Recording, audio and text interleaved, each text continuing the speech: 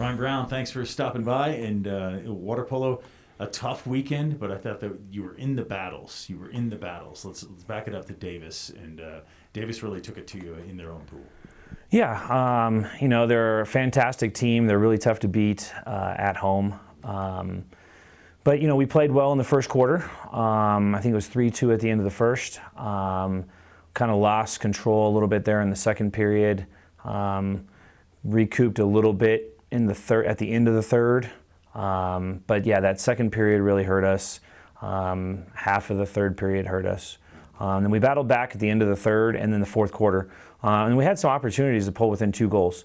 We blew those opportunities, and even though we were down at the end of the time there, if we would have put away some of those to get within 2, who knows what would have happened. But yeah, we didn't play all that sharp. But yeah, so it was a rough game. Yeah, second loss in conference play, but you have to slough that off, and you go play a ranked Princeton team. And that's a game where, things change, a ball here, a ball there, and it ends up in your favor. How do you handle that with your team? What did you say to them? Yeah, I told them that, we got to have a short-term memory, leaving the Davis game and then turning around and playing Princeton the following morning. Told them that the windshield is a lot bigger than the rearview mirror. So I think they took that to heart, and we were ready to play. And we jumped on Princeton early.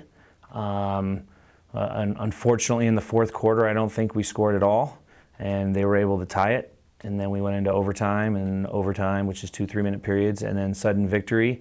And unfortunately, we were on the losing end of that. But we were there, we battled, we played awesome. Few little mistakes here and there, but that's okay. Those things are going to happen. But yeah, we could have won that game. But Princeton's an awesome team, and they battled back, and they never gave up. And Dusty's doing a great job out there with his team. Yeah, and then you turned right around, and I mean right around, and played like an hour and a half later. Tell me, what's going on with your team now in the mindset? Yeah, we had the choice to either, give up and complain, or hey, we're in good enough condition. This is why we train, that we were able to turn around and play this game. And we did that, and they approached the game with great attitude and great energy. Unfortunately, we might have been a little tired in that game, but Brown came ready to play, very physical. I don't think we handled the physicalness very well, and came out a few goals short of that. Missed some penalties down the stretch. We had our chances. We had our chances offensively and defensively. So once again, mistakes cost you in close games. Little things matter, and we'll get those cleaned up. Yeah, definitely. Tell me now, you have some time off now before you get back into conference play against Cal Baptist, like a week and a half here. What are the lessons that you learned from this past weekend that you can take and really kind of sit on and let them smolder in for a little bit before you get out there again?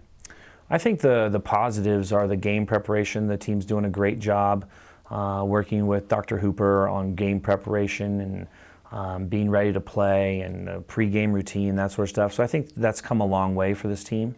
We're starting off games really well. Unfortunately, I think we might be in these tournaments a little bit tired, but everything from here on out is one game, one day. No multiple games in any one day. So I think we're going to be ready to go with multiple energy. So that's the positiveness that we can take away. Execution on 6-on-5 and extra man situations is what we got to clean up for going down the stretch here, down to Cal Baptist, and then championships after that. Give them more rest a little bit maybe this week before you get back into it next week? Yeah, absolutely. They had it was a long weekend. We left early and then had lots of games, and all good games, right? Even the Iona game, fourth game of the weekend, you got to battle back there and kind of recoup the energy, which we did. But that was a long weekend. We got back super late, Monday morning, 1:30 or something like that up here. So yeah, I gave them a couple days off. They lifted this morning. That was pretty much it. But yesterday off, today off. We'll get into it slowly, starting back tomorrow. We don't need to rush back into it because we have an off weekend and we don't play Cal Baptist the following Saturday. Final question I have for you is, how much does it help to play these games back to back to back to back to back, and then now, okay, time to focus because we're only going to have one game a day? Yeah, absolutely. It's all training, right? Gets you in shape, learn how to play when you're tired, because even in a one match, one day, right, the level that our conference is at, those games are exhausting. So being able to do that, being able to put ourselves in that condition, be able to understand that we can play that way and we can play tired and we can play. So yeah, you can go that one more rep, you can go that one more stroke, you can go that one more counter. So yeah, it's absolutely important to play these back-to-back games, these tournaments, try to get the games in, game experience. It's such a short season. You have to play multiple games on a weekend to get the games in. So yeah, hugely, vitally important, and I think we learn a lot from it, and we'll see you next Saturday.